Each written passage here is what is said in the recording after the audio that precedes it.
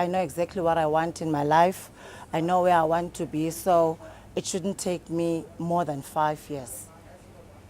With the current situation in the country, you wake up in the morning and you feel motivated that yes, I believe that I can achieve 1, 2, 3, but are there opportunities out there for me to go out and grab and use my talent and to be able to grab those opportunities and turn them into reality? And you wake up and the answer is, of course, there are opportunities like that. If things go well, is to move to places like Durbanville or Plattekloof, buying a more expensive house, and also my intention is to buy a big block of flats if I start making engine and go into this thing of real estate thingy.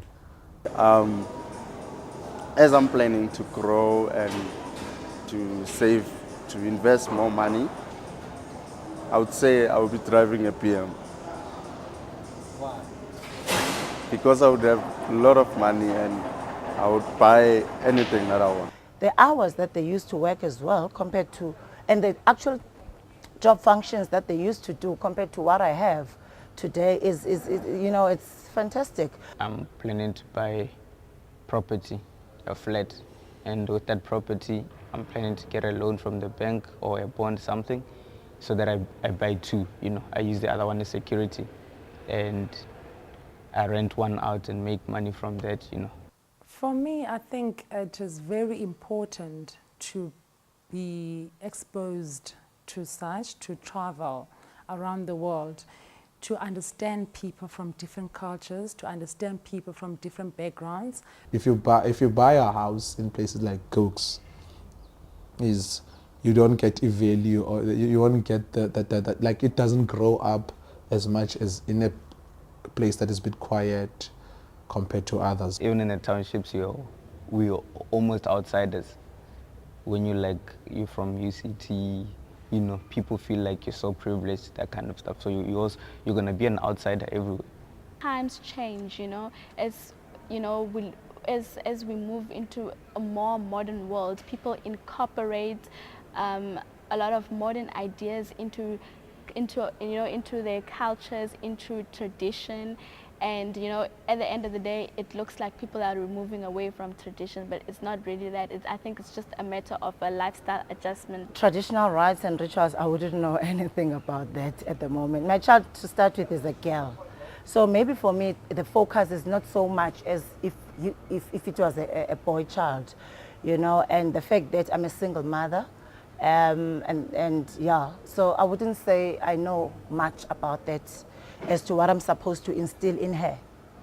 In a way, I think black people have abandoned their traditions, but I don't think it's really abandoning their traditions, because these days we live in a global world. I've got my best friend is not even South African, you know. My girlfriend is like half from Botswana, half South African, and when I look at myself, I've got ambitions to work in a foreign country, and most of my friends are actually from different countries.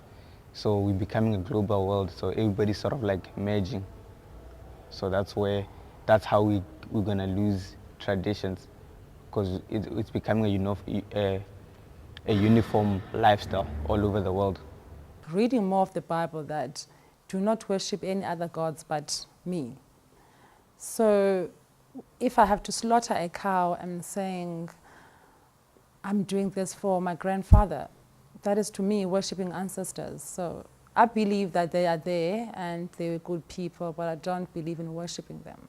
I feel it's important to learn where you come from and how your parents or your grandparents used to live, how they practice their traditions, but it's not really a huge part of my life, because I'm just happy the way I am and practicing my lifestyle in a Christian way. For instance, let's take one, circumcision.